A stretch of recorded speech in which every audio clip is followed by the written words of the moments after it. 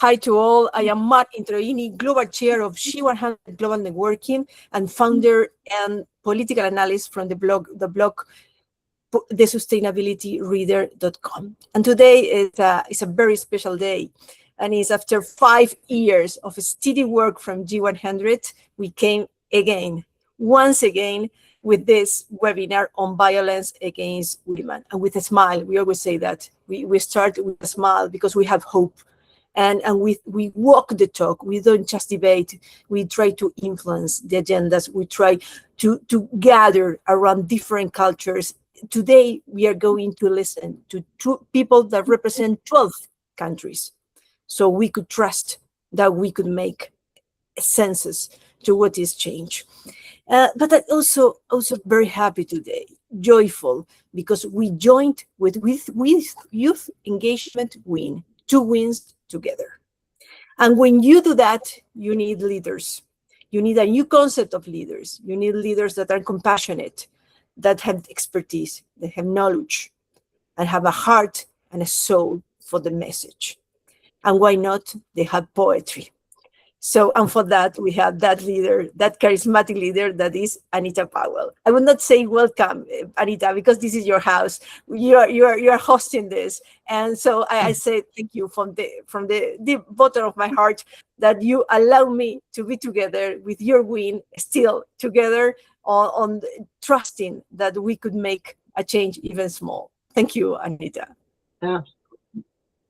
Absolutely, Mark. Thank you. I'm honored to be here. I'm always loving to join hands with you. Absolutely. And I'm happy to share this space with these beautiful sisters here. We have, so I'm ready to rock and roll and hear the message and see, see what everybody's saying and learn something. I'm here to learn as well. Things are evolving, and we cannot say that we know everything about what is violence against women. We think we are repeating, and we are not repeating. We are evolving, and the shape of the problem becomes different. I will after I will show the last data, the last global data. I don't want to break the romanticism of your poem, but then I would like to show you, to present it, to see what is happening and why we are regressing on what is security and human rights for women. Anita. Okay, so we're ready for the poem. We are ready. We hope we are ready. Thank you so much, Willie. This is a blessing for me to share. This is a poem titled Raw, R-A-W, Remarkable, Amazing Woman. And it's about those, and men, got a little touch of men in there. It's about the woman who survived being a prisoner of war. Now, what I found, this poem was created in 2018. And then when Mar, blessed her, when she asked me if I had a poem, I said, okay, well, what I wanted to do, because I added stats in this poem, I said, let me do a little research to see if there's been a difference. Now, 2018, we're talking 68 years ago. It's still 1 in 3 women. It's still the same stat. Something needs, we have everything that we had that we need and what we're doing, but now we've been traditional. I think we need to start being untraditional and start going into looking at things. Anyway, here's raw. On average, nearly 20 people per minute are physically abused by an intimate partner. The image. It starts out as the wonder of a lovely garden with hope flowers grow and bloom. The camouflage. Feelings of security, the perfect unity, solidarity, the dream come true. Then, energy shifts, undefinable when reality sets in. Imagine, if you will. For her, bam, first blow from the love of her life. What happened? Her thought dizzy with shock. Oh, the humiliation, the disbelief. How can this be? Oh my God, he said he cherished me. Her mind racing, reflecting on yesterday, she thinks, how, who, what, when did I do to deserve this today? Outside, she hears the utterance of a few.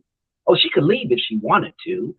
Why does she stay, they say? So sad. Oh, well, it must not be that bad. 1 in 3 women experience physical violence by an intimate partner. Alas, The first blow is not to be the last, this time a kick, the tsunami rumbling in the nucleus of her core. This one knocks her to the floor, the flaming mountain erupting through the fountain of her blood-stained, swollen lips. Comes with it a taste of bitterness. There's absolute fear here, and if you tune closely in her eyes, we will see the question she asked at least a dozen times. Do I stay under the familiar roof to feed and clothe my kids? A reason to stay, you see, is to keep them safe and warm. 1 in 15 children witness domestic violence in the home. Confused, abused, she will do what she has to. Now, 1 in 10 men also experience physical violence by an intimate partner. Okay, what does he do? Does he leave with misgivings to tread a world seemingly to refuse? How in the world could he be physically abused? Is it possible to even a disaster area can become a comfort zone? Perhaps fear is more gripping stepping out into the unknown. Domestic violence is the third leading cause of homelessness. Now, there's a spiritual warfare, insecurity not yet identified. Intimidation hides the truth of cowardice. It's a blend of antipathy and violence, doubt commingling the sweat, the musk of masculine powerless. And it's being taken out on she. She is raw. She is a survivor. She is a prisoner of war. A war zone where retreating is out in the open, nowhere to escape while the walls constructed with hostility showing signs of brutality. Where hatred is disguised as love. And with every black eye, she having to justify, giving an explanation that'll satisfy those on the outside because she survives being a prisoner of war. Everything looks so pretty though. Oh, the layers of makeup she uses to hide the raw zone of war. So what happened to the garden lovely? Each slap in the face, survive she does. Each bruise to her body, gone and come, she survives because each bruise to her heart large enough to cup the vast ocean water. She is a survivor. Enough. Her spirit whispers to her soul whispers to her heart whispers to her mind, going to the high place within, she begins to hear, I am a survivor.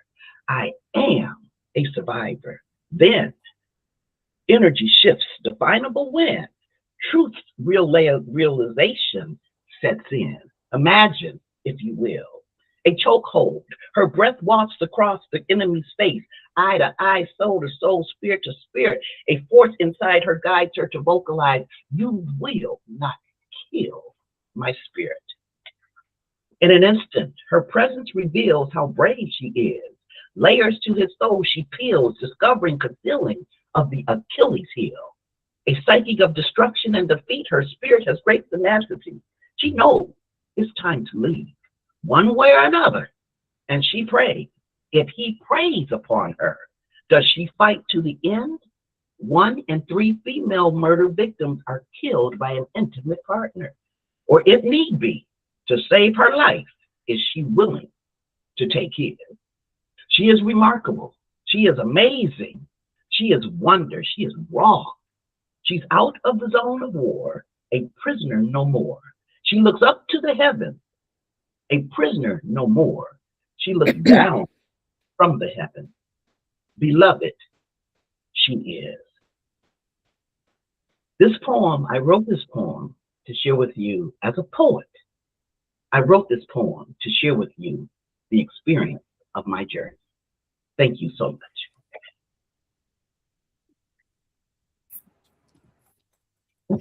I may say beautiful, but maybe it's not enough to say just beautiful. It's moving, it's transformational, is you touch the heart, you touch the soul, as always, Anita. Thank you not only for this poem right now, thank you for your legacy, because this is part of your legacy. And there would be many one who would say, I am a survivor, and it would be feeling that they're a winner and not just a loser that passed a war.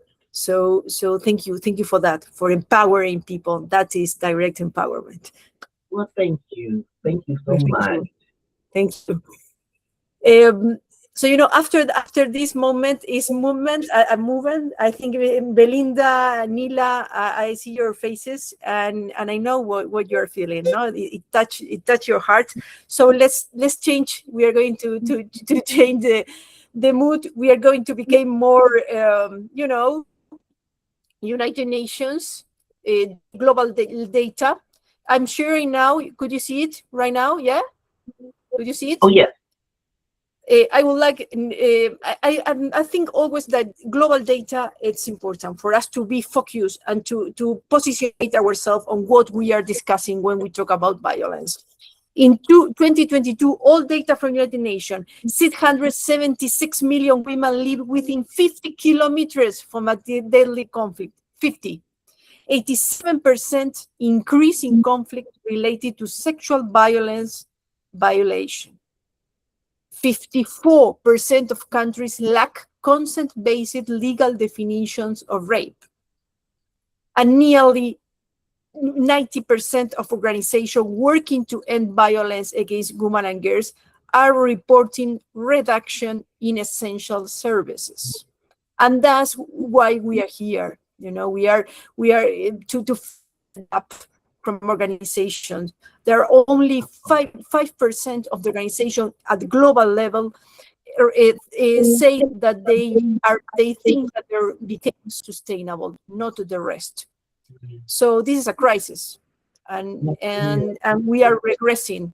This is really threatening, and go against what is the political speech. If you see political leaders, we are improving. We have approved this regulation. There's more security. We allocate funds, but that's not true. This is the real data that we have, and we need to work on that. And this is our work: conversation, pushing to influence the agenda. That's what we are doing it, and for us, that's why it's so important, Anita, when you with that poem, because we need to do it from the passion, from the heart, because this is our best weapons that we have.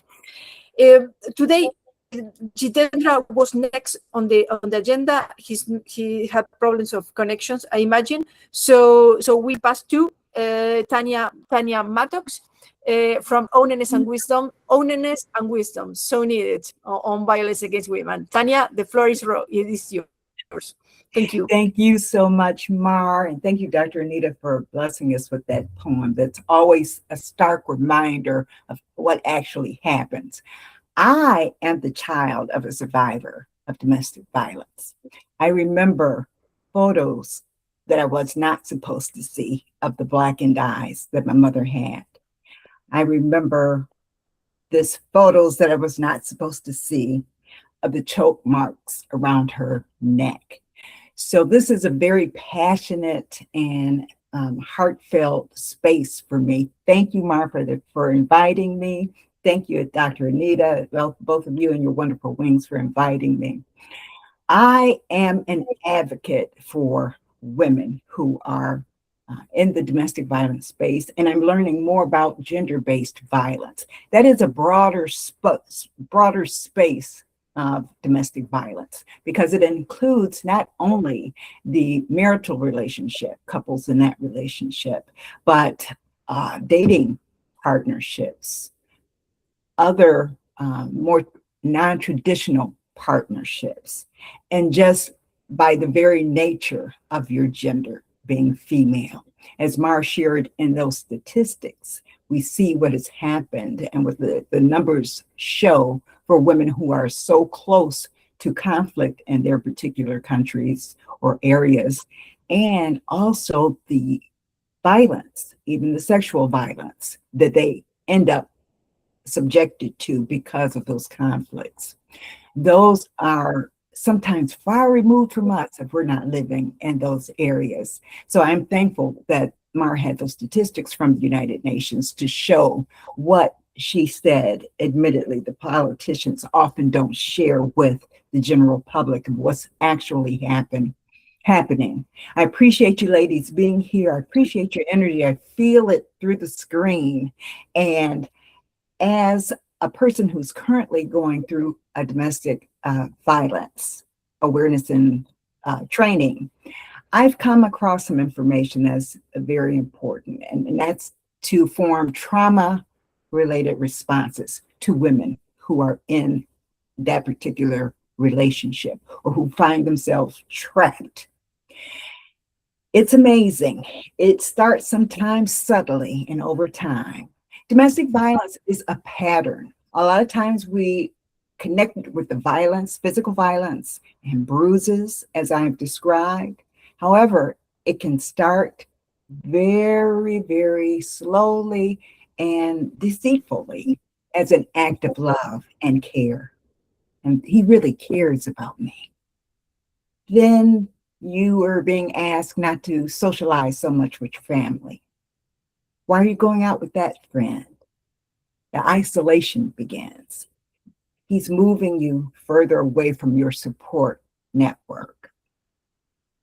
Then you have, that doesn't leave a bruise, a blackened eye, or a mark that someone can see, but you feel it in your heart, feel it in your spirit. You don't have those loved ones close to you anymore, that support network.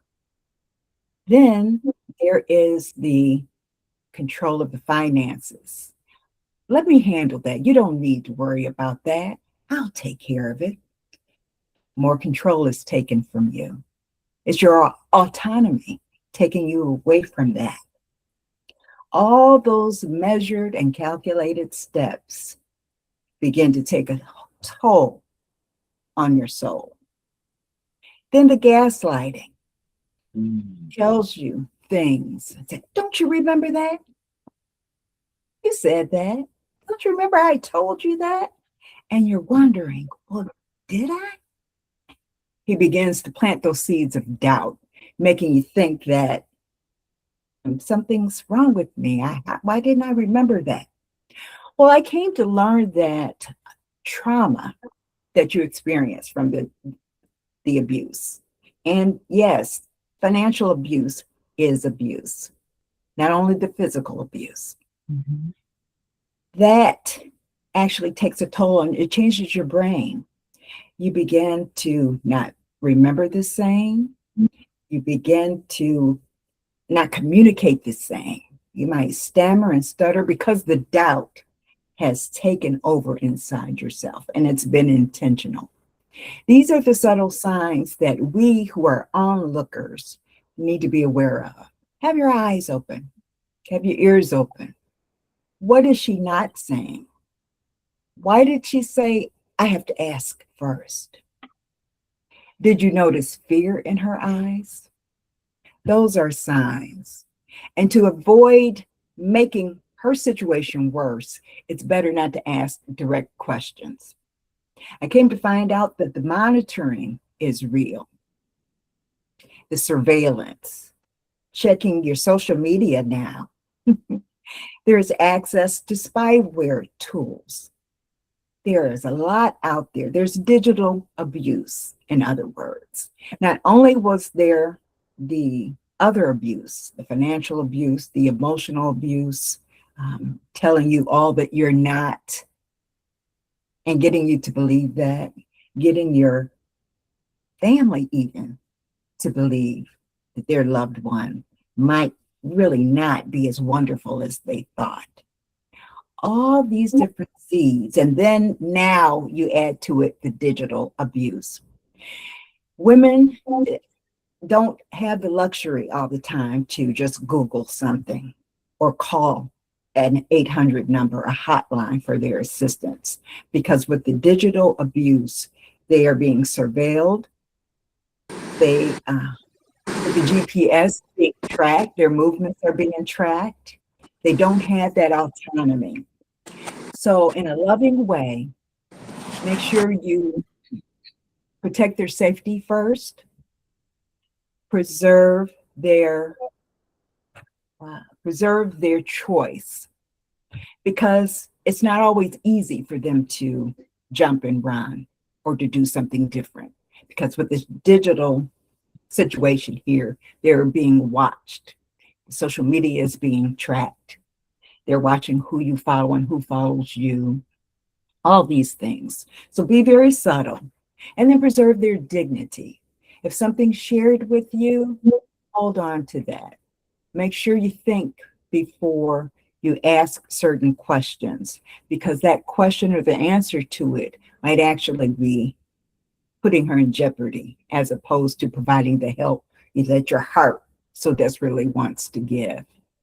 So I just wanted to share a bit of that and see what we can do to just form our opinions and our communication around that. Because a lot of times the thinking of, well, why doesn't she just leave? It is not that easy. It is not that easy. You think about the finances, you think about the kids. From a child of a survivor, I can tell you that the blows that you are receiving and the words that you are hearing are affecting your children the same way. That's not to make you feel guilty, but just to let you know what's going on and the help that children may need as well. Thank you for your time. I treasure and thank you and honor to be able to, I'm honored to be able to share with you today. And I pray that something has assisted and we can move further toward peace in the area of this very stark area. Thank you so much. Thank you, Tanya. All the honor and the gratitude is from us for you to be here, because you are sending this message that is so important. It's not about regulation. It's not about advocating to the government to change anything. It's about to say, change you inside. Be aware, be alert. The seeds of doubt that will create on you, you cut it right now.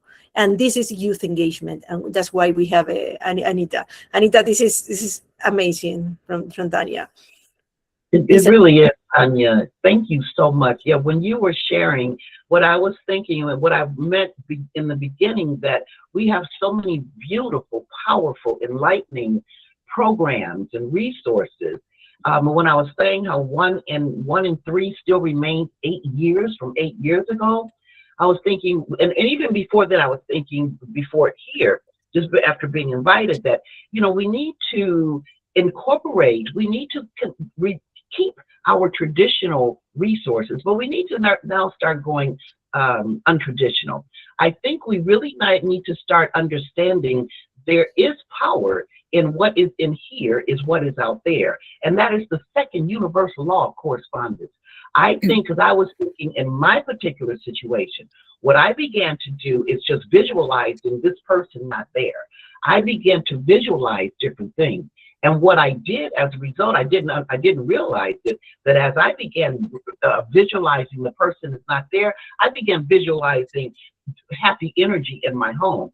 As a result of that, I began feeling better, different about myself, thinking that I deserved it.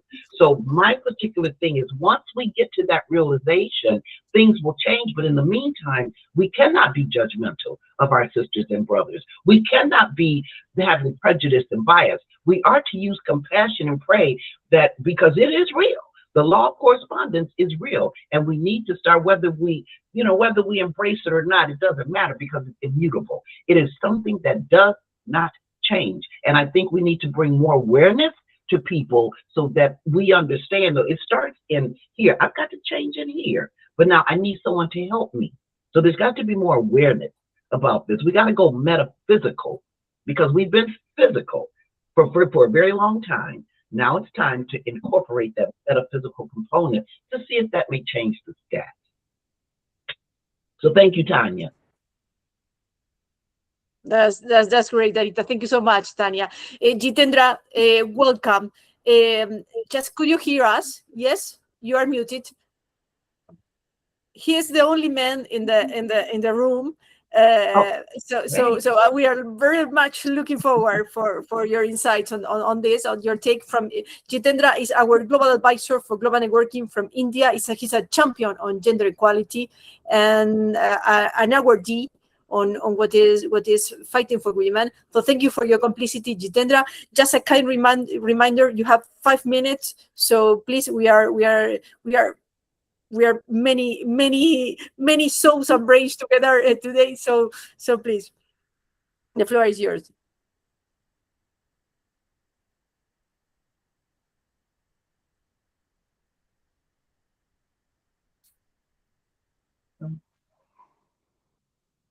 We cannot hear you. You are muted.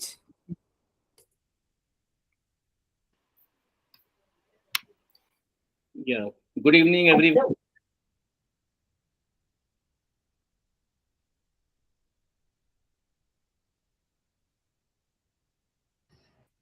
We have problems. Sexual harassment. You have problems of connection, Jitendra. We cannot hear. I'm not connected. I will give you some minutes for you to try to repair the connection, and we jump now to our India chair for global networking, Smita Kashyap. I hope I pronounce it correctly. Are you there, Smita? Yes, please unmute yourself. 5 minutes, and go ahead. We go back to you, Jitendra.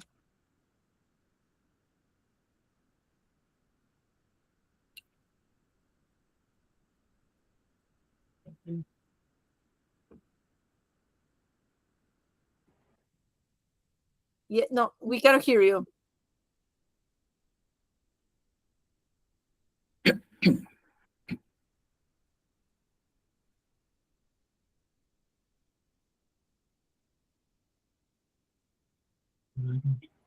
We until we fix this. Michelle Brown, are you ready? Yes, you jump in. Yeah. Yes, I can jump in.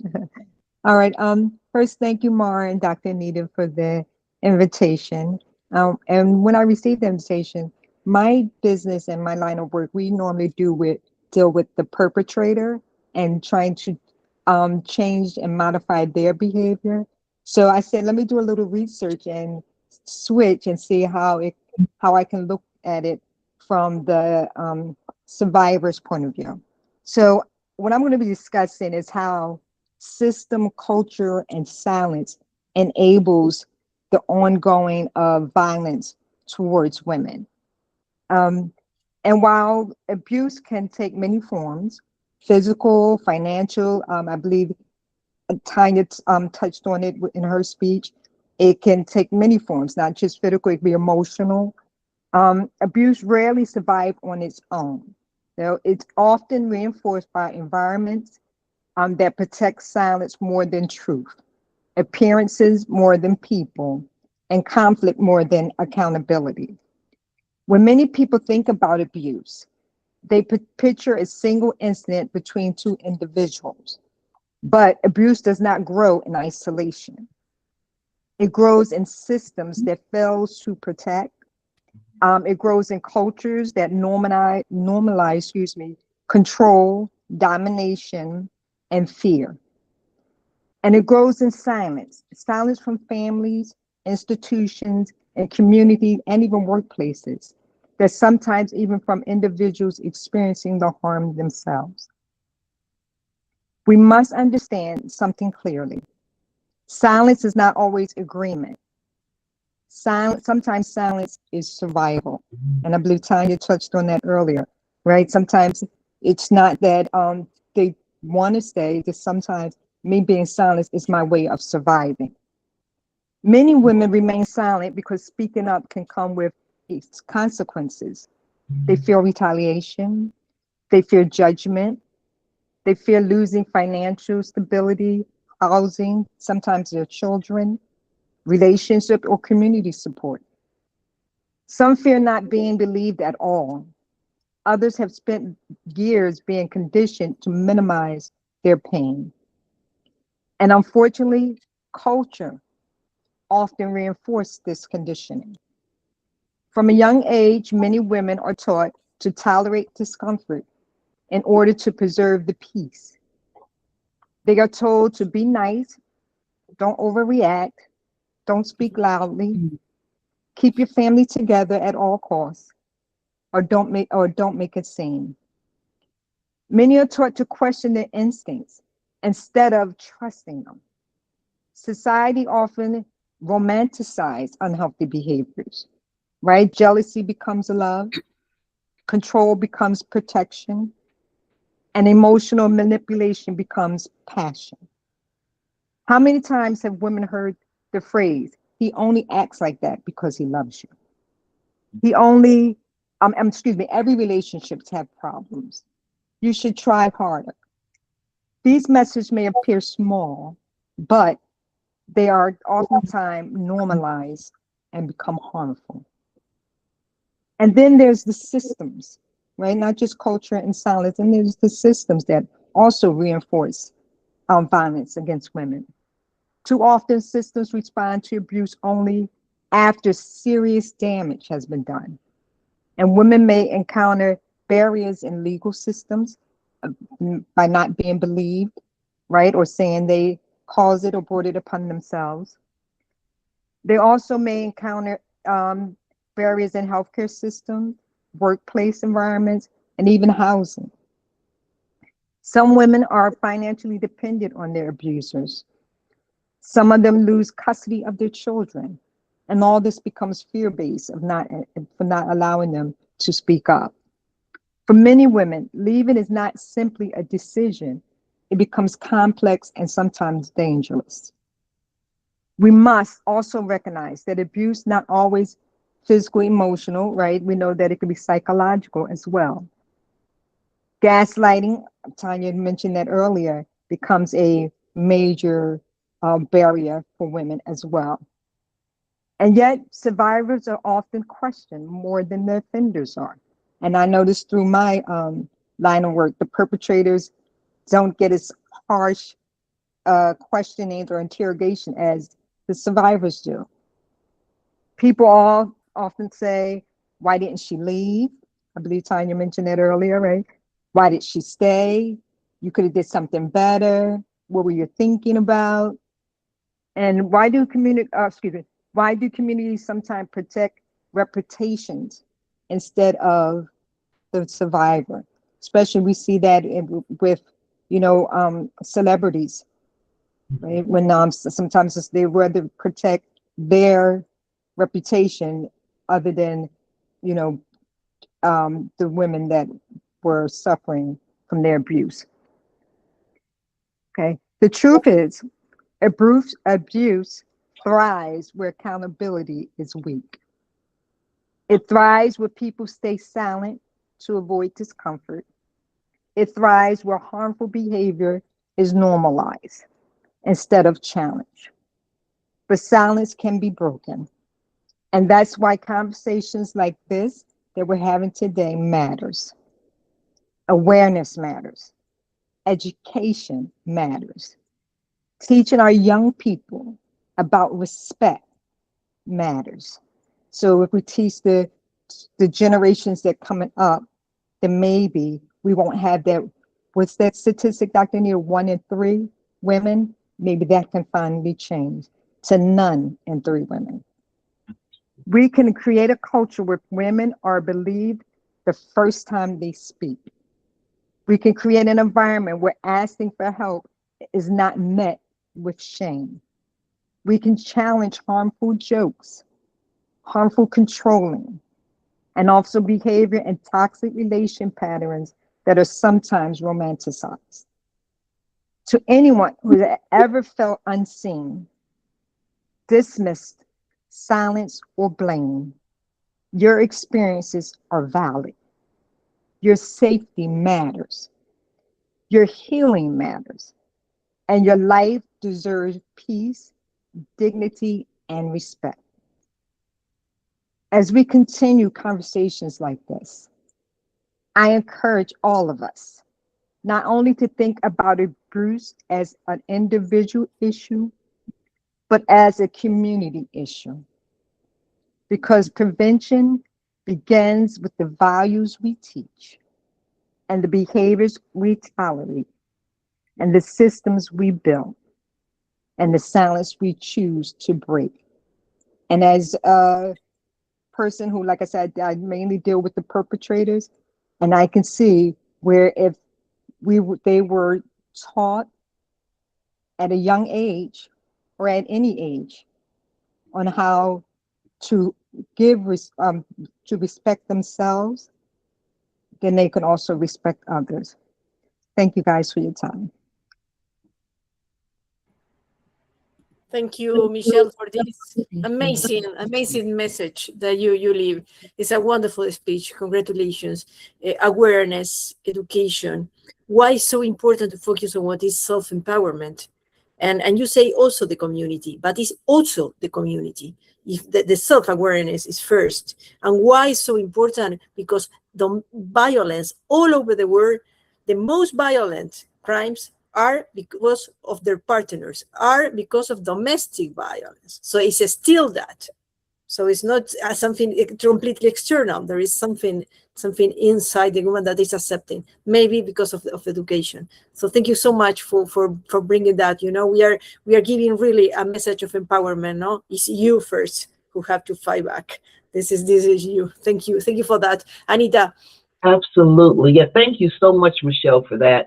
And, you know, when you were saying the perpetrator, I don't know where I saw it. I watched something where this young man was saying how men growing up, you know, self-awareness, as Mara says, men growing up, they were not, it's not a learned thing that to express that I'm embarrassed. When I'm embarrassed, I'm not able to say it, so I get angry. When I'm hurt at my job because someone said something to me, I suppress it because I'm hurt, but I get angry. And then as that anger keeps piling up, because I'm not able to express what I'm to be expressed, because as a man, we don't do that. We don't express ourselves like that. I'm angry. And what happens when I'm angry? Most of us, we strike out. Who do we strike out to? Those we're closest to. So thank you so much. Yeah, thank you for that, Michelle. Yes, it was amazing, Michelle. I totally agree with Anita. Before we pass to Nila, Shmirta, our India chair for global networking, or Jitendra Srivastava, our global advisor, could you unmute, please? It's okay now, the sound? Yes, I will start. I'll begin now. Okay. Yes, please, Jitendra. Okay. Now everyone can hear me? Can everyone hear me? Okay. So I'll start. Good evening, everyone from India. Today I'm here before you to speak on a subject that's not only a women's issue, but a human rights issue.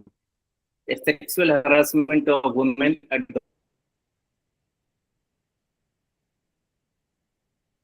the workplace. It is a problem that silently affects millions of women across the world, damages dignity, destroys confidence, and weakens the very foundation of equality and justice.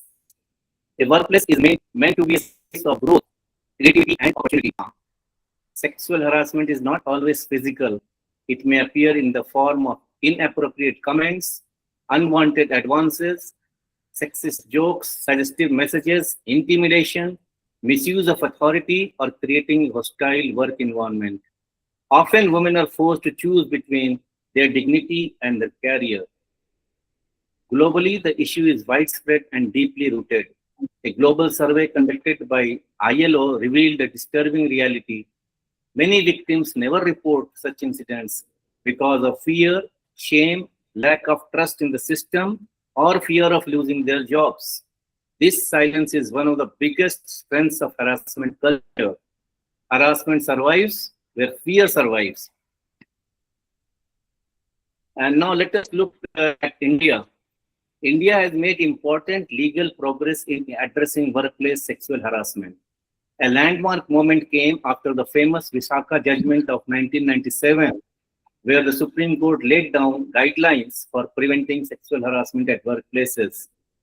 These guidelines later became the foundation of the Sexual Harassment of Women at Workplace Prevention, Prohibition, and Redressal Act 2013, commonly known as the POSH Act. POSH. The POSH Act made it mandatory for organizations to create internal complaints committees, conduct awareness programs, and provide a safe working environment for women. It legally recognized that sexual harassment violates a woman's fundamental rights to equality, dignity, and safe employment. However, despite the laws, the challenge remains enormous. Many women in India still hesitate to report harassment due to fear of retaliation, character assassination, social stigma, career damage, or lack of support from the management. For many women, reporting harassment may mean losing their livelihood entirely. Even in the corporate environments, recent incidents have shown that laws alone are not enough.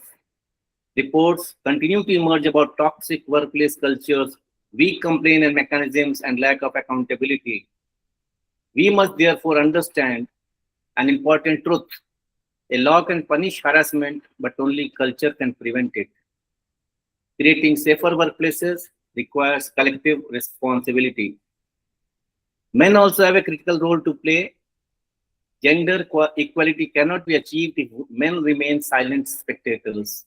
Respectful behavior, professional ethics, and active support for safe workplaces are essential. Harassment is not just the responsibility of the victim to report, it is the responsibility of society to reject. At the same time, we must teach young people, both boys and girls, the values of consent, dignity, empathy, and equality from an early age. Real change begins not in offices, but in homes, schools, and society. When a woman is harassed at work, the loss is not hers alone. The organization loses talent, society loses productivity, families suffer emotionally, nations lose economic and social progress, and a country cannot truly develop if half its workforce works in fear. Women do not ask for special treatment. They ask for respect, they ask for safety, they ask for the freedom to work without fear.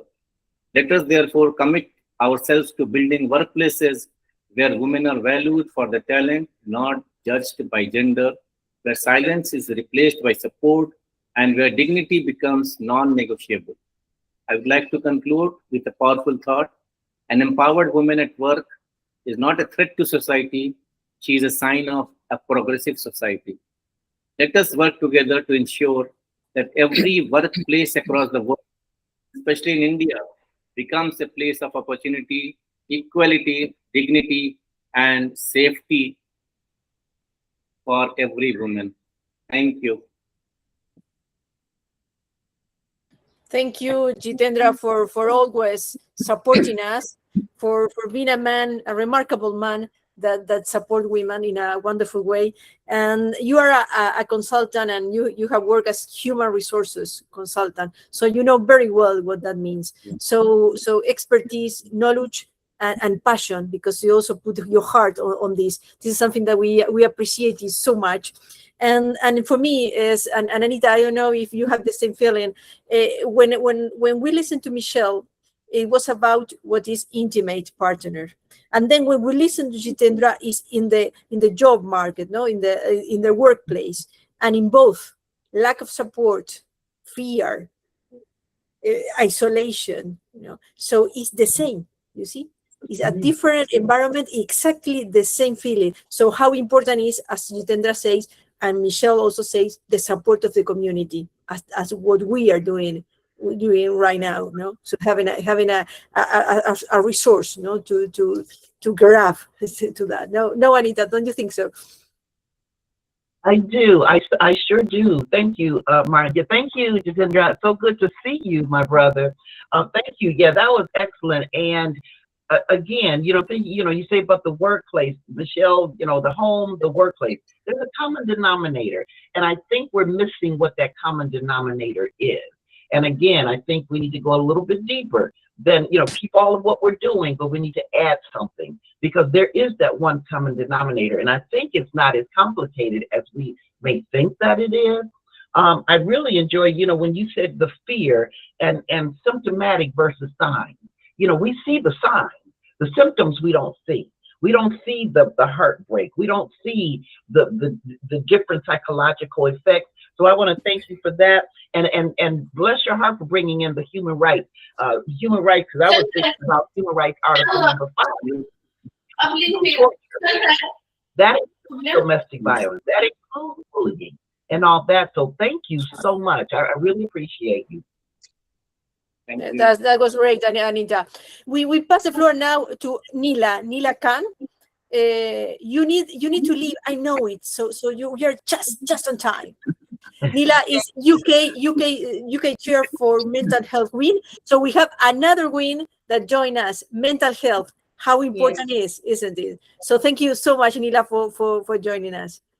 No problem. You know, I do this because I love Mar very, very much. We have a sisterly love. So I came in today, I've been quite busy, but thank you so much to everybody that's here on the call, and also yourself, Anita, for co-organizing this. So my name is Nila Khan. Only Mar gets to call me Nila because it's a endearment of term. And I'm the UK chair for mental health, but I have been in the gender activism space for violence against women and girls for nearly 15 years. I also run a social enterprise called Universal Truth, and our organisation supports women who've been through forced marriage or honor-based abuse to move on with their lives. And also, so I wanted to talk about what the most pressing issues in the UK are. Number one is domestic violence and coercive control. Number two is sexual violence. And number three is online abuse. So I wanted to kind of give a bit of a history fact. You know, we were talking about, consent and what the legal definition of consent in rape is. It was only in 1991 in the UK that rape in marriage was seen as a crime. 1991, that's how long, and it wasn't that long ago, you know? So that's something that I look at and go, oh God, we think we are really progressive in the West and we've really got the laws, legislations there, but actually it hasn't been that long. One of the main things that I do in the UK is I also provide police training. And one of the things I find British women in the UK are disproportionately affected more by violence, because not only do they have to deal with misogyny and violence against women and girls from themselves, but also an element of racism. So when police protection goes out there, they are very quick to dismiss it as a cultural issue. That's their community. Let's not get too involved. Let's not have racial tensions. Let's not safeguard those women appropriately. That's one of my biggest bugbears, and I provide training in that because race equality does not come at the cost of minority women. Okay, trying to uphold racial tensions and trying to make sure social cohesion works should never come at the cost of us. I do not think Rosa Parks refused to come off the bus so her sisters would then have to suffer for the equality. The racial equality wasn't just for men, it was for women too. So it's one of the things, and I also talk a lot about dialogue. You know, we said a lot of things today about why didn't she leave? The question should be, why didn't he treat her well? Right. Well, the thing is, what was she wearing? Why did he follow her up the alley in the first place? Yeah. Why did he spike her drink? And we talk about what was she wearing? What do children do when we've got a huge amount of paedophilia in this world? A 5-year-old child, what was she wearing? Is that, you know? So these dialogues are really do my head in. They really do, because we always have the wrong narrative. And I call it deflective dialogue on deliberate, because when people ask these questions, they are silently protecting the perpetrators. It's very important to highlight what you're doing, your motivation behind why are you saying this in the first place? Who are you protecting? You know? And then we talk about the cycle of abuse as well. I think we are the generation that wants to go, we're not going to put up with what our mothers put up with. We're going to be different. But that also comes at a cost. Why are you so different? It was good enough for us. We don't talk about the cycle of abuse. When our mothers question, well, I did it. Why are you not doing it? You know, another thing that people know a lot about me is that I'm a forced marriage survivor, and everybody in my family married their first cousins, and I refused to do it, and I was completely punished to the point I was threatened to be killed. And my mother used to say to me, well, I did it, why not you? That's her psychology. If it was good enough for me, why isn't it good enough for you? So we forget that there are also women who perpetrate the cycle of abuse, who are basically have normalized what's happened to them and expect us just to put up with it in the next generation. So breaking that cycle is very difficult, especially when you're the first to do it in your family and go, actually, no, I deserve more. I want more. I do not want to be my mother or my grandmother. And that also comes at a cost. So I think we need to understand the psychological effect that can have when you become the black sheep and go, actually, you know, for my auntie, for example, why do you let your husband speak to you in that manner? You know, why is he controlling all the finances? What do you have for you? Where are your finances?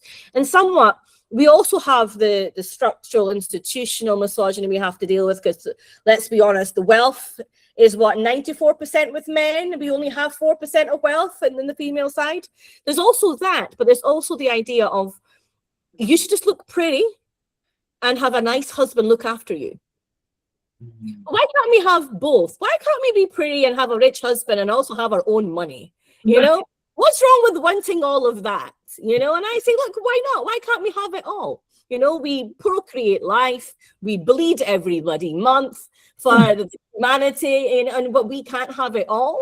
So I think I'm going to go on a bit of a rant, you know, but this is just how I am. And the one thing that we are pushing, I think it's important to talk about campaigns that we're doing. There's something that we're doing in the UK, and it's called the Abuse-Induced Suicide Campaign. Now, recently we found out that certain women were pushed to suicide because no matter what they did to leave their partners, they could not get away. And the only way to get away was to end their lives. And that is a really sad fact. And what happens is, when it comes to criminality, the perpetrator is not seen as being responsible for that. They dismiss it as a mental health issue. But who pushed that woman to that point in the first place? Even men. So that's something that we're looking at, and I'm really passionate about making that a serious crime in our legislation, because it's manslaughter. Yeah, you push that woman to end her life, you will be responsible in the eyes of the law and have nothing to do with it. So that's one of the things I am really pushing hard for in the UK. But I think I will leave it at that. Otherwise, I will rant all afternoon, ladies, and you'll hate me. So thank you, everybody, for this afternoon. And thank you so much, Mara and Anita. Thank you for this always amazing, straightforward, honest, and strong. We need that. This is kind of message that we need, because we're talking about community, but we forget that respecting local tradition and culture doesn't mean abuse. It's different, you know. And the idea of that there are cultures abusive, well, this is something to discuss, you know. And this vicious cycle of the family, you know, because of the mother, and it became normalized. You know? So thank you so much for that, or what you mean racism, or raising everything that you are just on the edge of non-political correct. That's why I love you, you know. Anita. Yeah, Nyla, I just want to say, you know, God bless you for the work that you're doing. Absolutely. And two things that just struck out at me: flip that question. Absolutely. Flip that question, you know, and then also how we as women can, you know, be in agreement consciously or subconsciously with the abuse that we receive because of some type of prior learning. So I never thought of that we, you know, also could perpetuate this thing. So I want to thank you. Thank you for opening up my eyes with that. And I did again. I love that. Switch that question. I love that. Thank you so much. Yeah. Thank you, Anita. It's every day's a school day, as we say. Every day's a school day. Yes. Yes, absolutely. Thank you. Thank you, Nila, not Nyla. Nila. Oh, I thought you said Nila, and I thought she said yeah, she's my Nila. Okay. We are going to pass the floor now to someone very special for us on this week. That is Ave Grace Law from Malaysia. Is our newly chair for Malaysia G100 Global Networking. So thank you for joining. Along with she's not here, Alexia Tasuli, that is our Greece chair for Global Networking. Both entered this week, so we are very, very proud, very excited, and looking forward for your work. Grace, just your take on this aspect from Malaysia, and very happy to have you. Thank you so much. Okay, thank you very much, my lovely sis Ma. Thank you for inviting. Hello, everyone. I'm Eva Grace from Malaysia. Honored to represent Malaysia today to share on this topic, violence against women. Okay, first of all, I would like to thank you, organizer, and G100 Global Networking for creating this meaningful platform to discuss on this issue that affect millions of women and girls around the world. Violence against women is not only women's issue, it's a human right issue. It affects families, communities, workplace, and the future of society. Violence can be happen in many forms, in physical abuse, in emotional abuse, domestic abuse, sexual harassment, cyberbullying, and mental intimidation. Therefore, many women suffer in silence because of fear, shame, financial dependency, or lack of support.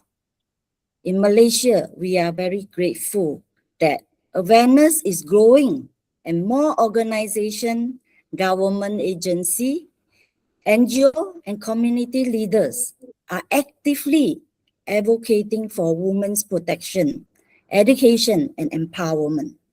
However, there's still not much, it's very much work to be done. As a woman leader, entrepreneur, and educator in community representative, we have responsibility to create safe spaces for women to speak up, without fear. We must encourage education, strengthen support system, and promote respect, equality, and dignity in every level of society. I strongly believe women economically is also one of the key solutions. When women has access to education, businesses opportunity, leadership position, and financial independence, they gain confidence and strength to protect themselves and make informed decisions for their future. At Malaysia Women Entrepreneur Chamber of Commerce, and continuously encourage women to grow through entrepreneurship, networking, mentorship, and international collaboration. As we believe, empower women can empower other women. I would also like to remind everyone that ending violences against women requires cooperation for all parties, governments, organizations, families, men, women, youth, and social and society as well. We must teach the next generation about kindness, respect, empathy, and gender equality as well. The pain, discrimination, or violence, please know that you are not alone. Your voice matters. Your life matters, and your future matters. Let us stand together globally to build a safe, kinder, and more equal world for all women and girls. Thank you very much. That is my sharing today. Thank you, Evie Grace, and welcome to Global Networking G100. We are very happy to have you. You raise a debate that I think, I don't know if you agree with me, Anita, but I think it's a very specific point, that is economic empowerment, financial empowerment, directly connect with the solution for violence against women. Yes or no? That's the debate. That's right. How much proportionally it impacts to reduce violence. I don't know what you think, Anita. I so agree, Mar, because that's what I was thinking. I said, okay, financial independence, well, you're going to have some empowerment. When you have empowerment, when you're experiencing empowerment and feeling empowered, there's not too much of anything that people can do with you, because this is what you're feeling on the inside. So your money and self-esteem and all that, yes, it does go hand in hand. So thank you so much for bringing that up. And also, when you indicated enhanced education, that is so very paramount as well, because that goes right in hand, education, self-awareness. Thank you. So thank you so much. we are going to leave it for a debate. I think we need a webinar specifically for that, because I'm not quite sure about that. You know, you could be financial empowered, but not psychological empowered. So I don't think it's connected. So that is just, just to reflect, Sure, on. sure. Absolutely. Yeah. Yes. We can disagree. Yeah, absolutely. Shmita Kashyap, our India chair, global networking. Have you fixed the problem of the sound? We cannot hear you Yes. now. Okay. Yes, Yeah. that's wonderful. Welcome. Am I audible? Am I audible? Yes, Yes, yes. you are Go audible. ahead. 5 minutes. Okay. Thank you. Good evening, my dear ladies and a gentleman, only one man. Today, I'd like to speak about a deeply painful but yet critically important issue that affects millions of people around the world: intimate partners violence. Intimate partner violence. Much of this violence remains hidden behind the closed doors, concealed by fear, shame, social stigma, financial dependence, emotional attachment, and social expectations for many survivors. Speaking out can feel more frightening than enduring the abuse itself. Mahatma Gandhi said, "The true measure of any society can be found in how it treats its most vulnerable members." If we assess our societies by this standard, we must acknowledge that there is still much work to be done. Intimate partner violence, commonly known as IPV, refers to physical, emotional, psychological, sexual, and economic abuse inflicted by a current or former spouse or intimate partner. It transcends age, religion, education, nationally, culture, and economic status. The scale of this problem is staggering according to the World Health Organization. Nearly 1 in 3 women worldwide experiences the physical or sexual violence by an intimate partner during her lifetime. It's very hard to know, but it's a fact. However, intimate partner violence is about far more than physical injuries. Some of the deepest wounds leave no visible marks. Constant criticism, humiliation, intimidation, manipulation, isolation, and financial control gradually erode a person's confidence, dignity, and sense of self. The impact extends beyond the individual. Children who grow up violent households often internalize unhealthy patterns or behavior or relationships. All the point, I would like to share a personal experience. For many years, I believed that violence only meant physical harm, like many others. I did not immediately recognize or understand emotional abuse what it was. There were no bruises to explain my pain. Instead, there was constant criticism, emotional manipulation, control, and the gradual loss self confidence. I experienced emotional violence within my own marriage. For a long time, I remained silent. I hoped things would improve. I believed that preserving the family dignity was more important than acknowledging my own suffering. Over a time, I realized that living without dignity respect, and emotional safety was not something anyone should accept. Choosing divorce was one of the most difficult decisions of my life, but it was also the beginning of reclaiming my voice, confidence, and self respect and independence. I shared this experience not to seek a sympathy, but to remind others that abuse is not always visible.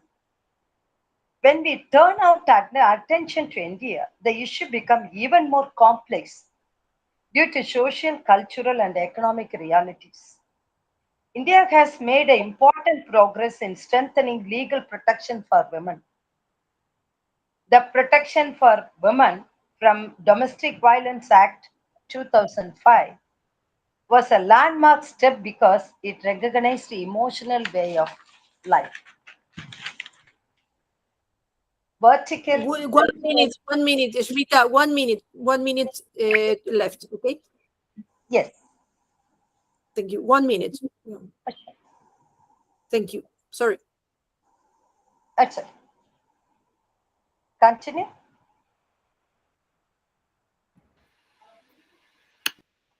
Yes, please. Go ahead. Thank you. Verbal, sexual, and economic abuse alongside physical violence. Despite these advances, intimate partner violence remains widespread and significantly underreported. Why do so many remain silent?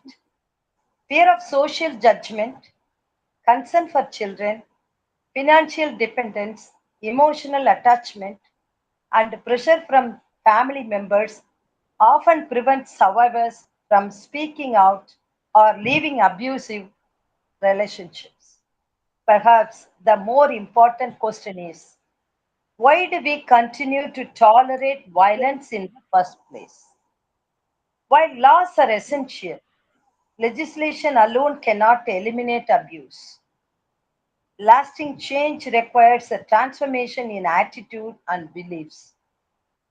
The economic consequences of intimate partner violence are equally significant. Survivors may lose employment opportunities, experiences long-term health challenges, and face financial instability. So what can we do? First, we must stop normalizing abusive behavior. Jealousy is not love. Control is not care. Smita, sorry. You have to wrap up, please. Yes, because your time is up. Please wrap up. We need to end. Okay, we are over the 5 minutes.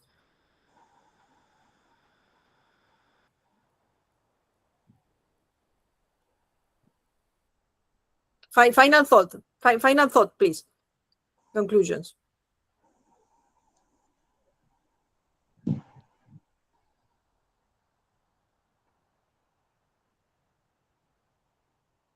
Yes, it's okay. This okay? It's okay. Just the final thought, and we pass to the next speaker, please.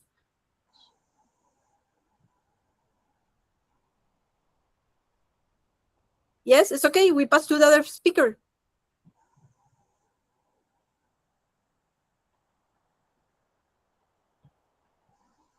Okay. The next speaker. Thank you so much. Thank you so much for your time and your wonderful message. Thank you, Anita. We have now your youth engagement chair, youth engagement for Bhutan. That is Tandine Sampel. She's not here, isn't it? I'm not sure. No, she's not. So okay. So we need to pass to Padma Priya. Yes, Padma from India is our country advisor for India. Please, Padma, 5 minutes sharp. Yeah. Am I audible? Yeah. Thank you, dear Mar and Anita. I'm Padma Priya, and good evening from India. I'm so privileged to connect with the distinguished ladies and Mr. Jitendra who are present here. Today, I would like to speak about a crisis that thrives in darkness, a crisis that doesn't care about borders, economics, cultures, and continents. It is the sexual abuse of girl children, a violation of dignity, a violation of human rights that demands our immediate and united action. We often talk about protecting future, but how can we protect the future when we fail to protect the present of our most vulnerable? UNICEF has confirmed that 370 million girls, or 1 in 8, have experienced sexual assault before the age of 18. If we take the conflict zones, 1 in 4, which is a rate higher than the global average. According to India's National Crime Bureau, in 2025, a number of registered cases under the POCSO Act was over 80,000. India has a strict POCSO, that is Protection of Children from Sexual Offences Act 2012, which deals with such cases. The numbers I mentioned are not simply statistics. They're human beings. They're daughters, our sisters, our cousins, classmates, children whose trust has been betrayed, whose childhoods have been stolen, and whose futures have been scared. The numbers we see just at the tip of an iceberg.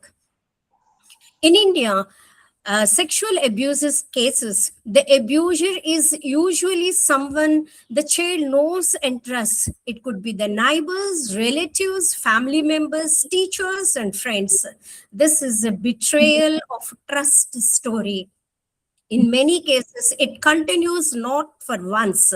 It's chronic, ongoing, and sustained over years. For example, in Nerala case, India, 2019, a 7-year-old girl was raped and murdered by her neighbor because a silly reason. He held a grudge against her father. What harm did the little girl do?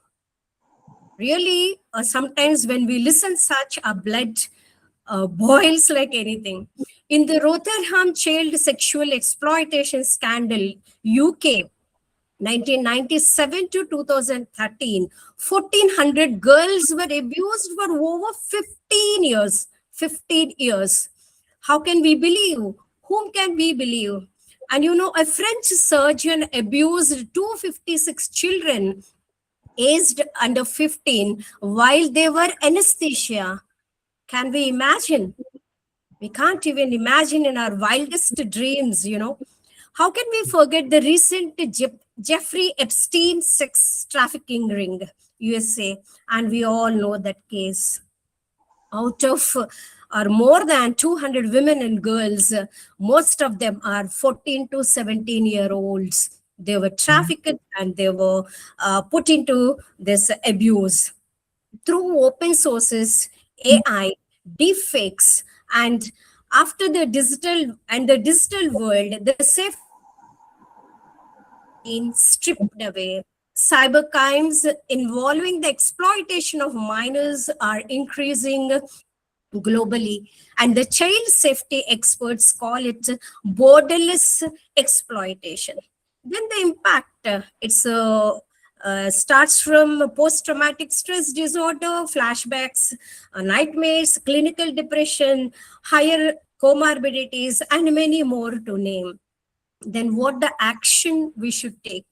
And here, from the brochure, we know that a youth engagement wing is also there with the G100. Both are partnership, doing this in a partnership.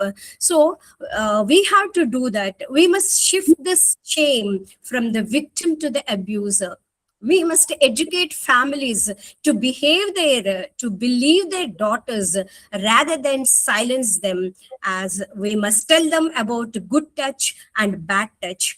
As Michelle Lee Brown mentioned, parents silence them because of that simple honor, ijjat. So parents must be educated first. Young people can play a very important role. So, by creating awareness about child rights, consent, personal safety, and abuse prevention, by spreading awareness, and also we need rapid judicial processing and rehabilitation actions. And with the final word, I would like to conclude: justice delayed is justice denied. For a child, a delayed trail means for a child, a delayed trail means a childhood spent in courtroom. That's all from my side. Thank you so much for giving this opportunity. You give us the opportunity, Padma. Thank you so much. You give us the opportunity to look at a wider perspective, especially for India. No, you are not including the intimate partner. You are including neighbors, teachers, relatives, the complicity of many people with the perpetrator. So thank you so much, and we hope that our community could shine a bit of light on that darknesses that India is living on this topic. Thank you so much. Padma is from the academic sector. She's a teacher from the university, a researcher, and so is absolutely value her position. And the same as Smita from India as well. Both, along with Jitendra, give us the three of you, give us light, and we hope we could transmit all our intentions, our passion to you. Thank you, the three of you from India, to be here.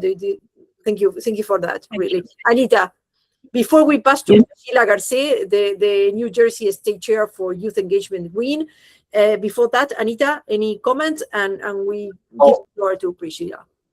Sure, just real quickly, I just want to say thank you so much for saying how can we protect the future if we are unable to protect the present. And we got to be remembered, today is the present, but tomorrow it's going to be our past. So we're not protecting today. I absolutely agree with you. How are we going to be able to protect the future? Thank you so much for sharing that. Absolutely. Priscilla, thank you for coming. You are welcome. The floor is yours. We are very much looking forward for your 5 minutes presentation. Sorry to be so tough on that part, but we are so many. This is blessed that there are so many today, but at the same time, this is the sad part that we have to be very tough with the time. Thank you, Priscilla. Okay, good morning, everyone. First of all, I would like to say thank you, Mar and Trowini, and also Anita Caprice for co-organizing this important and much needed discussion. Thank you to the G100 team for igniting this much needed debate, because it is very important to discuss the topic of violence against women. My name is Priscilla, and I am the New Jersey State Chair for G100. I also take part in various leadership organizations as well, in various boards, and I'm also a disability advocate as well.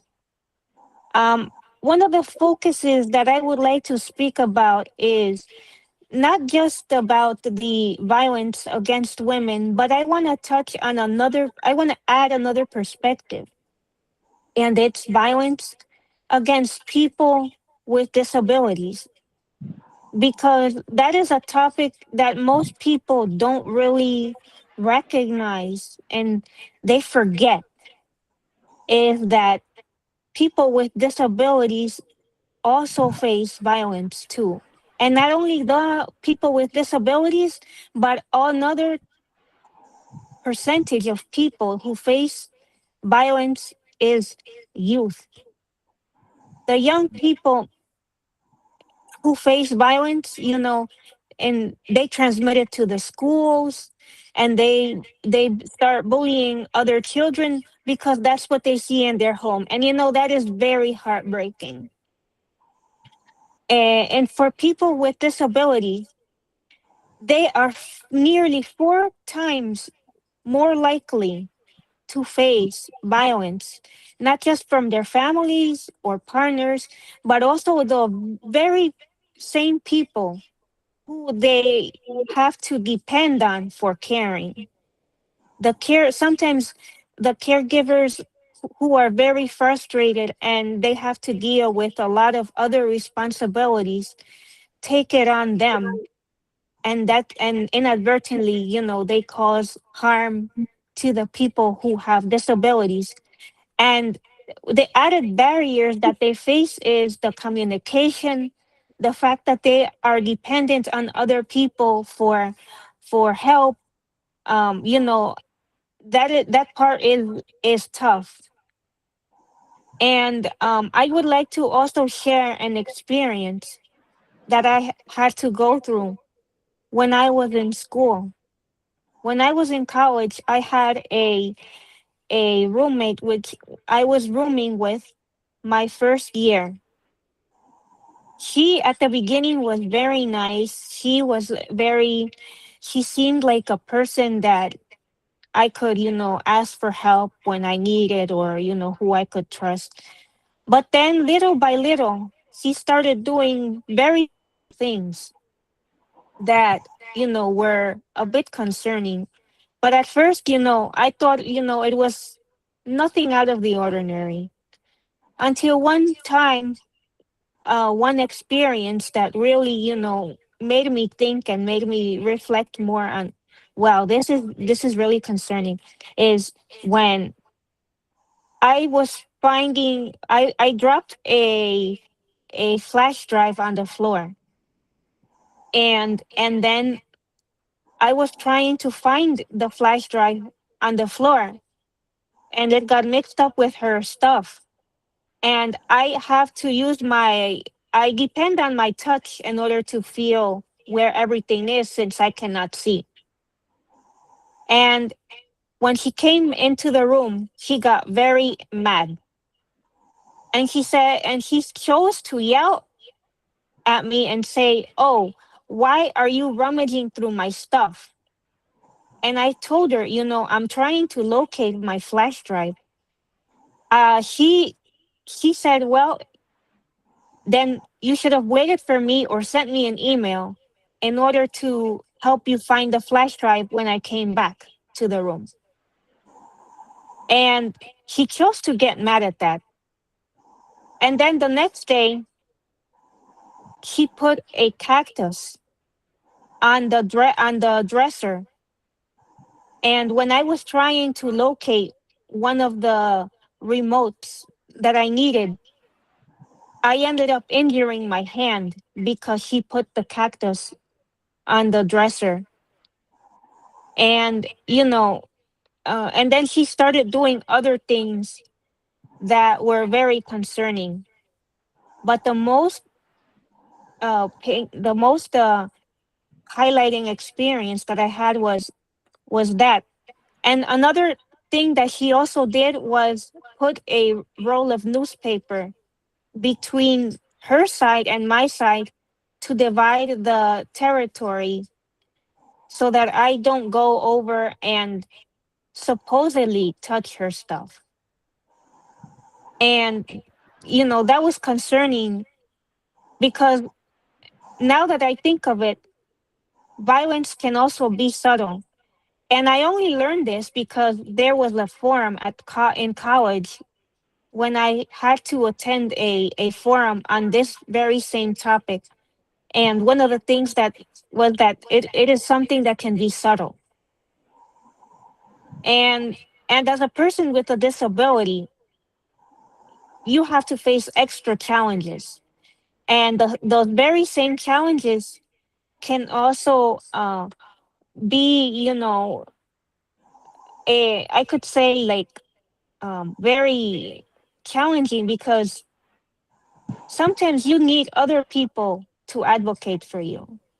And, that is why I resorted to people in the university, in the dormitories, the people who work there, to explain the situation in order for me to get help. And I received, counseling through the school in order to be able to face this challenge.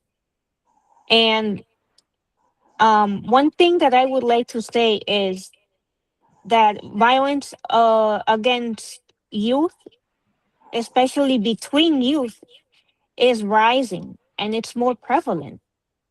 That's why, in schools, there is bullying in the schools, and even online violence as well. That is even more prevalent.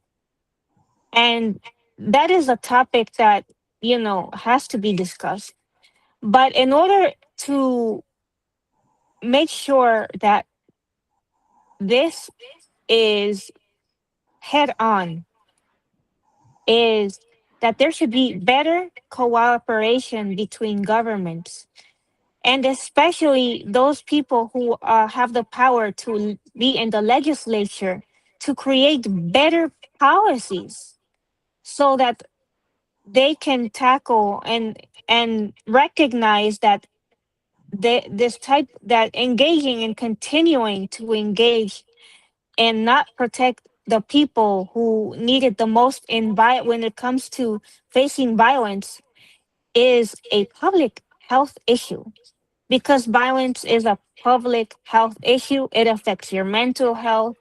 It comes in many forms, but the worst kind of violence is the emotional violence.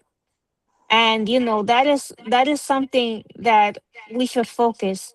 And the common denominator that I think is the it comes from the environment where you are in, and also it comes from the family too, because when a little kid learns what they see in their home, they're going to transmit it to the school, and they're going to transmit it to other places as well. And another thing that I would like to say is that when we have violence, we don't have peace. And I want to conclude with a message for everyone, that in order to survive this, we have to first have education. We have to also have the tools that could enable us to depend on ourselves. And that also includes the technology, especially for people with disabilities. When you incorporate technology into and making life more accessible for them to work, then they could be able to have better self-esteem, and have a better independence as well, because they're gonna be able to have easier access for communication. The barriers are gonna be reduced, and they're gonna finally experience peace. And I want to conclude by saying that when we have violence, we don't have peace. And I will repeat this again. When we have violence, we don't have peace. And when people say that, oh, he's doing it out of love, violence is not love. But having peace is love. Thank you, and have a wonderful day. The same to you, Priscilla. Thank you so much. And congratulations. Congratulations for your courage. I regret the bullying circumstances that you had to go through, but you are giving a model. You're a model that we can overcome everything. So, and you are right. If we don't educate to respect others, we cannot have peace. So thank you for your courage. Storytelling continue to be the stronger tool. And thank you for empower all us. I hope we could meet again in another webinar with your wonderful insight. Thank you so much, Priscilla. Thank you. We pass the floor now to Noah Sam from Egypt Chair from Youth Engagement. We are very much looking forward from your insights and for your beautiful I don't know if challenging country. You will tell us. Yeah, very challenging country, yes. Okay, Yes. okay. We are very much looking forward. Please, 5 minutes. 5 minutes only. I will do my best. Thank you so much for this lovely webinar. Thank you all, and thank you for your valuable insights. I am Noha Azim, simply a very simple woman from Egypt. And if you heard about Egypt, Egypt is a very noisy city. Lots of cars, lots of people laughing, lots of cafes, lots of music, the river. However, if you listen closely, there is a sad of silence. And this is what I would like to focus on this session. It's the silence of here in Egypt. It's the silence of young girl who feels unsafe on a busy train, for example. It's the silence of women hiding her pain before she goes to work. For a long time, people told women in Egypt, keep your voice silent. And this is culture-wise. But today, I am here to tell you, we are breaking this strategy and we are breaking these rules now in Egypt. The silence is breaking. And we should stop together this pain. Violence against women is not just hitting. Sometimes here in Egypt, as per the culture and the rigid mindsets in different rural areas, a smart girl, and I believe this is a violence, a smart girl who will not allow to go to school. This is violence. A girl is enforced to marry early. This is in violence. Sometimes people blame women instead of stopping the bad guys or stopping the mindsets. This is the very rigid minds here in Egypt. A long time ago, let me give you 1 second thing about Egypt. A long time ago, Egypt, as a pharaonic history, Egypt were queens. They ruled the country over many time. All the ideas built around a wall, around the mindset of the women here in Egypt. But in every country, the same. They are feeling the same. But Egyptian women now are not weak anymore. The story, it's a story of strength. And I will give you a very quick case study here in Egypt as a proof of my words that we are not weak anymore here in Egypt. So Egypt is building a new strategy for women against violence. It's called DNA. The strategy is divided into 3 action parts for women to let them understand who they are first, to discover themselves, who they are, and finding their true power. And this is for the D. The second thing is to navigate their skills. What are the common skills and what are the updated skills to let them strong and feel strong in the market? The second and the third thing is to accelerate, and this is the A, to accelerate their career journey, to know what to do, and to be strong personally and financially, both. The DNA here in Egypt strategy is looking for not only women, but youth at large. Working with youth for about 25 years, give me the chance and the opportunity to fulfill the gap of building mindsets. The most important thing, to focus on the seeds, not the planets. The most important things to build up the minds of the youth. Here in Egypt, we went through this strategy across schools, universities, training hubs, and centers for about 2 or 3 years from now. And it has an amazing ROI. And this is the main message for you all today. We stop thinking about violence by doing several actions plans. How we can help women, but focusing on building young talents' minds. We need to touch young boys and girls. That's true strength. It's not about control. True strength, it's about respect, guidance, supporting one another. And of course, this is the golden opportunity for me for belonging to G100 Youth Engagement, because it gives me the floor not only to think, but also to implement. I would like to end up my words with a very lovely statement. I like it so much. Young minds will write new story here in Egypt and generally globally. A story where a woman's voice is her power. And this is the core of the story. Thank you so much for listening. I think it's less than 5 minutes. I do my best to be only 5 minutes was, I think it's fun. It's the first time that we met, but I love you because of that, and because of what you say. Because, you know, just to respect the timing is something that makes me love people. Thank you. No, thank you so much, because in a very short time, it's very difficult to give a summary. But I see that the spring revolution came also for women in Egypt. No, this is time for spring. This is time for flourishing for women in Egypt. So you see, Anita, we go back again for what is empowering women, first of all. Absolutely. And Mar, I must say, forgive me, ladies, forgive me, sisters. I love you all. I need to exit. My claimant is on the phone, and I've got to brief her for a hearing. So thank you so much, Mar. God bless you. I really enjoyed listening to everyone, okay? Thank you, Anita. Bye-bye. Bye-bye. Thank you so much. Maria, we have now Maria Mandagüero, that is also from Youth Engagement Win. She is not here. So we pass now to Belinda Odhiambo.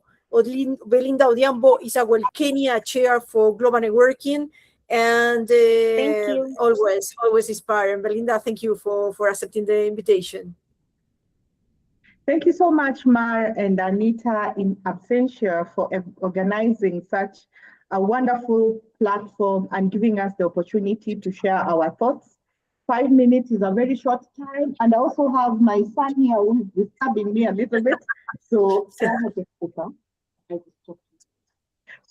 I'll share a few reflection questions to start with, because this is something that has been happening in East Africa lately. What do you tell a child whose mother did not come back home because she died as a result of femicide? How do you tell a grandchild that your grandmother committed suicide as a result of emotional violence? What do you tell a great-grandchild that your great-grandmother succumbed to death because of physical abuse? What are you doing about ending violence against women? What kind of world are we leaving behind for the future generations? These are 5 questions that we need to reflect on as a society, not just in Africa, but all over the globe. Because to people, it is a statistic, but to these families, there are people. They've lost real people. When Mar shared with us that one slide, I was taken aback that there's an 87% increase in conflict related to sexual violence. I pause and ask myself, are we progressing or we are retrogressing? And if we are supposed to progress, what are we doing about it? Because we cannot engage the reverse gear and expect to reach our destination. So far, even with the technology-facilitated gender-based violence, we are retrogressing, because in the past, we didn't have technology facilitated gender-based violence. But right now, it is on the rampant, and so many people are committing suicide as a result of technology facilitated gender-based violence. I also want to share a very short story of me having been contracted by a very senior client as a legacy architect. What I do is legacy documentation and institutional memory. I got this contract, and we went to Uganda to work. And surprisingly, I'm the only woman in my team. The rest of the people that I work with are men. And when we reached to do our study, because it's a survey, so many people who received us gave me odd jobs. Like they tried sending me to go and fetch water for other people simply because I was a woman, thinking that because of my gender as a woman, I should not lead the team. I am not worthy of being respected and being given whatever I deserve simply because of me being a woman. It's a sad state of reality that our system or our society is still patriarchal, and that is the reality. Some people thought that I have slept my way so that this contract would be given to me as a lead consultant. But people don't know that women have brains to do whatever they are supposed to do as ordained by God. So I want to end by reminding every woman who is listening to us this, whatever time it is that you'll be listening to this message, and the men who are also involved in ending violence, that you have the permission to have it all. You have the permission to thrive. You have the permission to shine. You have the permission to be beautiful and at the same time to be economically empowered. Yes, you woman, you can have it all. Thank you. I'm Belinda Odhiambo, the Legacy Architect. Thank you so much, Belinda. I'm sure the rest of the listeners are love what you say because they don't know you, but I know you in all this time, and so I'm not surprised of that. Yes, you are an architecture. You are an architecture of legacy. That's your legacy, your message for women, and thank you so much for that. We are here for that. This is the community to empower women. So thank you so much from Belinda from Kenya and her most empowering message. Who is sharing, please? If someone, Astrid is sharing. Okay. So now we are past the floor to Astrid Salamanca from Colombia. I think she's not in Colombia right now, but she's from Colombia. She's from the advisory board in our chapter in Colombia. And so Astrid, we are very much looking forward for your presentation. You are very welcome, and we really wanted to know your ideas and what's happening in Colombia. Thank you very much. Hi everyone. Yes, I'm from Colombia. I'm here in Bangkok. Actually, I consider I'm a globetrotter, and I'm so honored to be part of this global community and global networking because this is the attention that we have. So I'm Astrid Salamanca. I'm honored to represent Colombia and bring a Latin America perspective to this important global dialogue on violence against women. First, I would like to thank all the community, global networking, and youth engagement, the co-host, dear Mark and dear Anissa, you're already left, but thank you so much for your time, and all the leaders participating in this conversation for creating spaces where we can learn from one another and work toward meaningful change, even speaking and doing daily good action. Violence against women is often discussed through statistics, legal frameworks, and public policy. And those conversations are absolutely necessary. A perspective shaped by my experience as a woman, as a Colombian, as a professional working in international trade and global sourcing. According to the World Health Organization, 1 in 3 women worldwide experiences physical or sexual violence during their lifetime. This is one of the most widespread human rights violations in the world. But violence does not always begin with physical aggression, you know? Sometimes it begins with explosions, with stereotypes, with pressure, with economic dependency, with limited access to opportunities, with assumptions about who we are and what we are capable of achieving. Throughout my career, I have worked in international trade environment, connecting business, global business, suppliers, cultures, and opportunities across borders. And I have learned something really important. Behind every negotiation, every contract, and every international transaction, there are people. And when women are excluded from opportunity, societies lose talent, innovation, leadership, and potential. Early in my career, I just was having an interview in Colombia. It was many years ago when I was really young. And when I entered to the office for the interview, the supply chain manager was looked at me because she was back on the doing some library activities.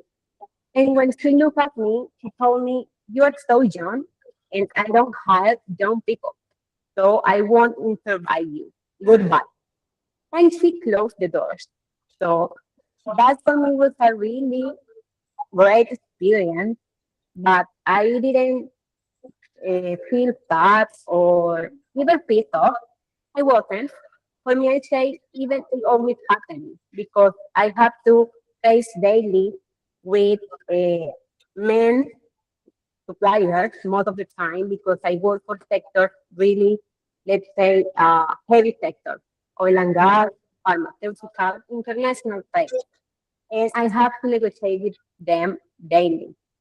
When we as a woman are excused for opportunities or even for a perception for our who we are, how we can demonstrate with our youth, our faith, this is only protection. You know, we are getting a violence, being violent about our rights and of course all the capable that we have during the day. And sometimes the challenge is not capability, the challenge is a perception. From a Colombian Latin America perspective, we have made important progress. I don't want to conflate regarding all the sad news that we face daily, but we are in elections in Colombia, and we already have, and I wanted to share with you these statistics regarding the vote that we got from the women, 51%, and we already have progress, increased female education, growing women leadership, gender equality initiative, feminist foreign policy. As I work in international trade, I always care about international trade regulations in women, gender, equality gender, and of course, sustainable objectives of development depends of the area that I'm working for. But we remain with challenge. We challenge about gender-based violence, feminicide, underreporting, economic inequality, and structural barriers. Progress exists, challenge remains, of course. My perspective already, I agree with, I guess what Anita was saying that the passion is the key. I already was having in my presentation because I'm so passionate girl, passionate human that is caring about who we are. I'm doing the right thing for other one. And this is always that we have to look for, even with daily and small action, we can change. And from Borders to Brides, I already wrote an article in LinkedIn. You are most welcome to connect with me. I will be so happy because this is the thing that I do by nature, networking. So even you can read this article, is because I just graduated from a diploma in Bahrain regarding reporting peace, coexistence, human rights, and development. I just connected with international trade, networking, and human connections, and definitely everything is all connected. We cannot always take care about the legal framework, but also about the daily action that we have, because it creates access and it opens doors. Let's see to the tomorrow. So let's go for it today in our present with education, meaningful networking, economic empowerment, leadership, and global cooperation. Women should not have to overcome violence in order to access opportunity. We must build societies where opportunity itself becomes part of the prevention strategy. Thank you so much. Thank you, Astrid. From borders to bridges. I love that. It's fantastic. It's the very essence of what is networking and what we do when we are talking about how to fight back. The way we do it is that conversation to create these bridges that you mentioned and networking. So you are very much alike with the spirit. That's what is so important. I also would like to highlight that Astrid was the new design of our banners was Astrid the designer. So a round applause and thank you so much for that. It was really wonderful. Thank you, Astrid. Thank you. Thank you.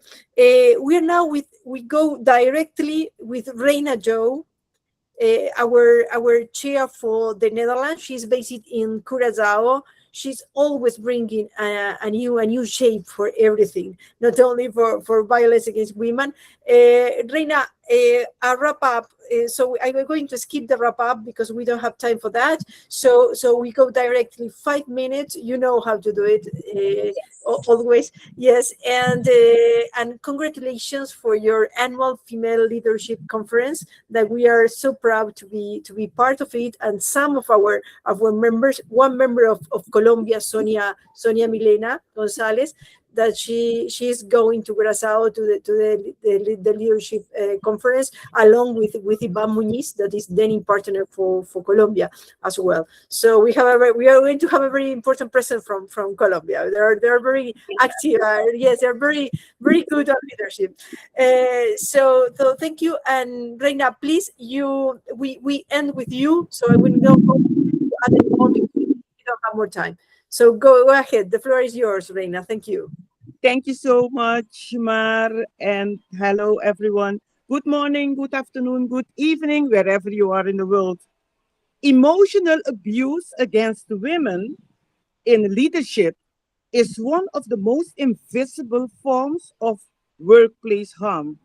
It hides behind professionalism, performance language, and just doing my job. For women who lead teams, departments, or entire organizations, this harm is subtle and not for others to dismiss, yet powerful enough to erode confidence, authority, and psychological safety. It often begins with micro dismissals, the small repeated behaviors that signal disrespect. A woman's expertise is ignored. Her sentences are cut short, or her ideas are repeated by someone else and suddenly taken seriously. Each moment seems minor, but together they send a clear message. Her leadership is allowed, not fully respected. As women rise higher, these behaviors often intensify because their presence disrupts long-standing gender expectations.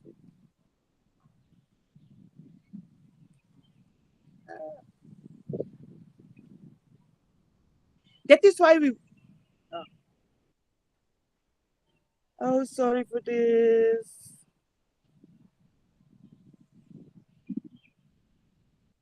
Okay, I moved and now I have this problem. A woman's assertiveness becomes aggression. Her boundaries become attitude. Her strategic thinking becomes overthinking. Labels like difficult, emotional, or too ambitious are constantly repeated as an effort to harm the power that a female leader has. And it is reinforced by colleagues who stay silent, HR systems that protect the organization's image, and cultures that reward the position, the conformity over accountability. And yet women continue to lead. They build networks, document patterns, and develop emotional intelligence that becomes both shield and compass. They rise not because the environment is fair, but because their vision is stronger than the resistance around them. Naming the hidden abuse is the first step toward ending it, as we are doing now. When women leaders speak openly about their experiences, they reclaim their narrative and create space for others to lead without fear.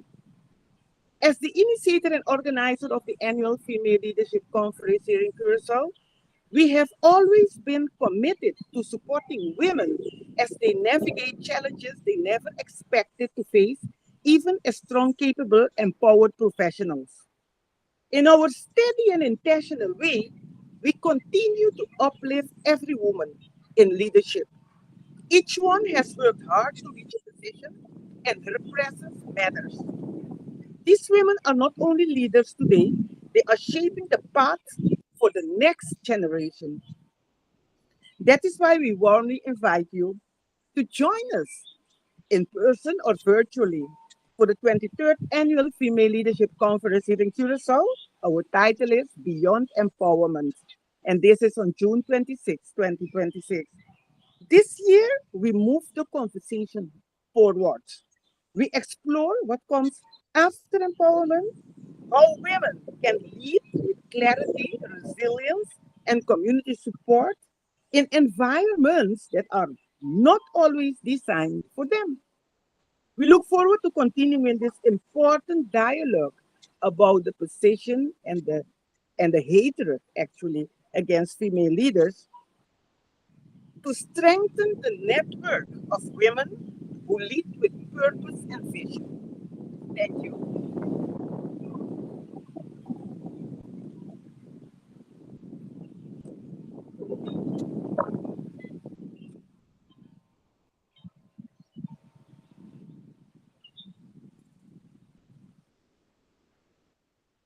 I cannot hear you.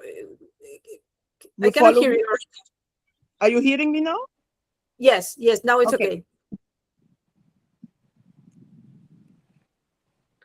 Okay. So thank you so much, Reina. I'm for sorry for the, I had to move, and I'm sorry for the sound. obstacle No, I got no, with it. no, it doesn't matter. Thank you so much for this wrap up. I think we don't need to add anything more. We are quite running of time. So thank you all for this wonderful, inspire, and energized session that is giving us hope for the future. Thank you so much. Have a great day. You too. Thank you. Thank you. Bye-bye. Thank you. Bye, everyone. Thank you. Thank you.